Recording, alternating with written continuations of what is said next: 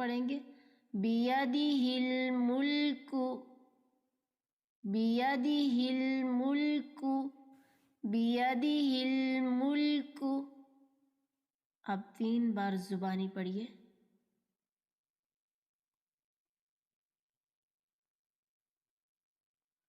اب ایک مرتبہ دیکھ کے پڑھیں گے بیدہ الملک، بیدہ الملک۔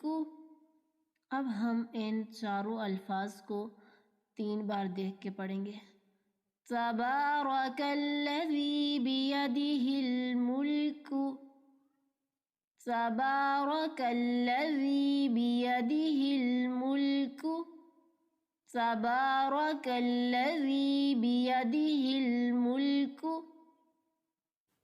آپ ایک مرتبہ زبانی پڑھیں گے۔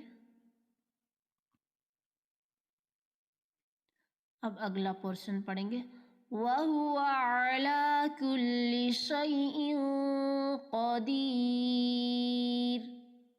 اس کو 3 مرتبہ ہم دیکھ کے پڑھیں گے وَهُوَ عَلَى كُلِّ شَيْءٍ قَدِيرٌ، وَهُوَ عَلَى كُلِّ شَيْءٍ قَدِيرٌ، وَهُوَ عَلَى كُلِّ شَيْءٍ قَدِيرٌ۔ اب 3 بار زبانی پڑھیں گے۔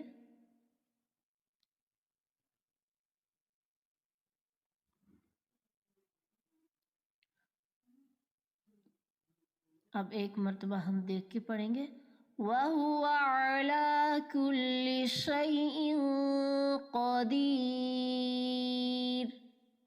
اب ہم پوری آیت پڑھیں گے تبارک الذی بیدہ الملک وَهُوَ عَلَى كُلِّ شَيْءٍ قَدِيرٌ۔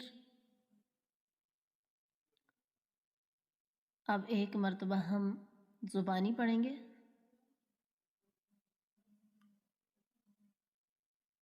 پھر ایک مرتبہ پوری آیت دیکھ کے پڑھیں گے تبارک الذی بیدہ الملک وَهُوَ عَلَى كُلِّ شَيْءٍ قَدِيرٌ۔